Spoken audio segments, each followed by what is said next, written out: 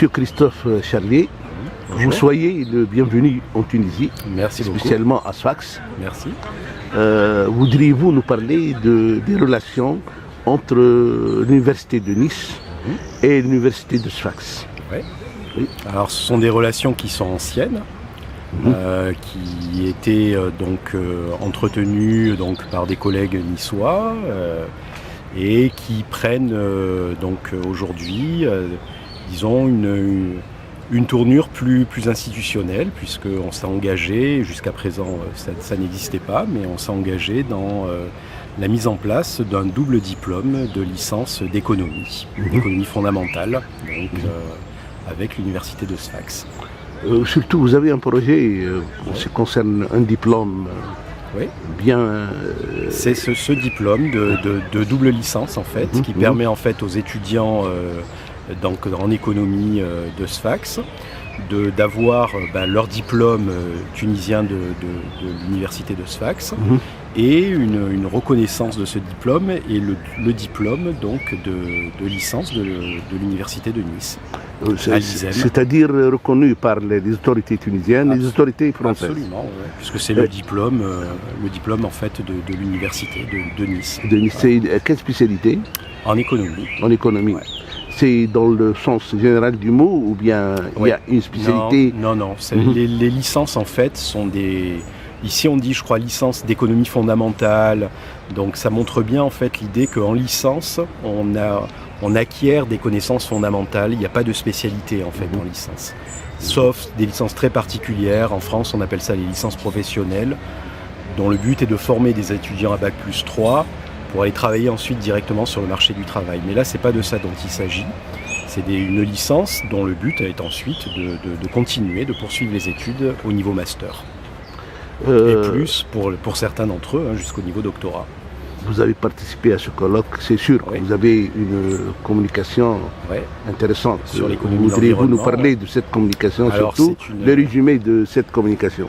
C'est très rapidement, l'idée c'est de construire un modèle théorique d'économie comportementale, c'est-à-dire l'économie comportementale, c'est avec des individus qui ont des déterminants assez complexes dans leur mobile d'action et de construire un modèle qui permet en fait de tester ce qu'on appelle des policy mix, c'est-à-dire des politiques différentes. La taxe incitative par exemple pour augmenter le recyclage,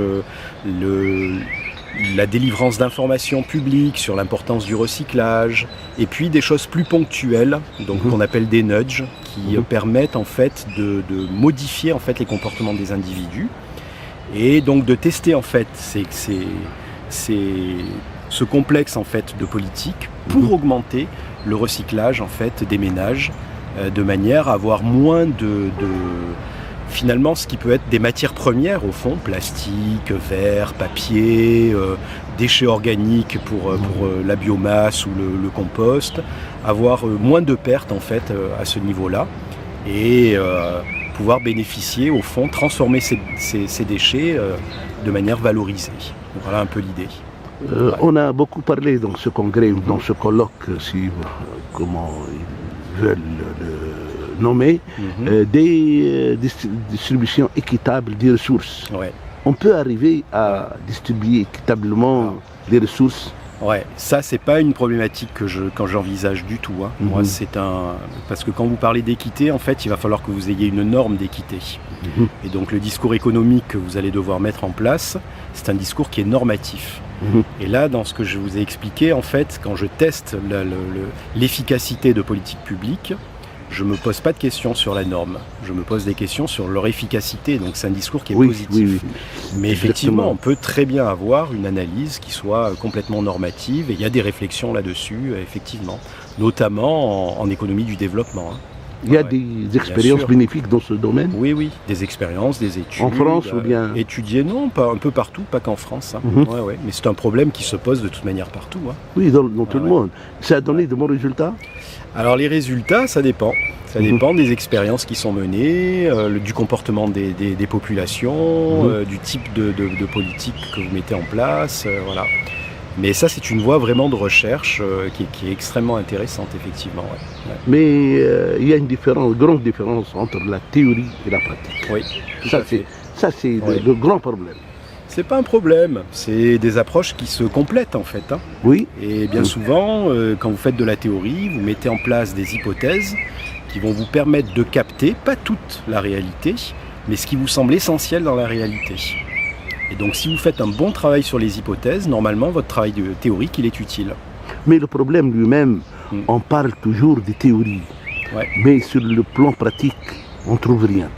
Ah, ça dépend. Après, un théoricien, il n'a pas à mettre en pratique ce qu'il fait, hein. Chacun son boulot, si je puis dire.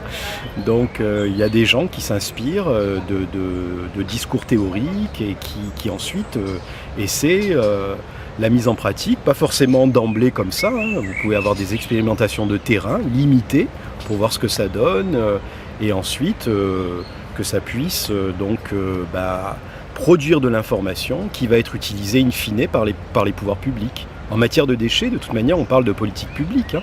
Donc la mise en pratique, c'est les pouvoirs publics. Ouais. C'est très gentil. Je vous remercie beaucoup. Merci à vous.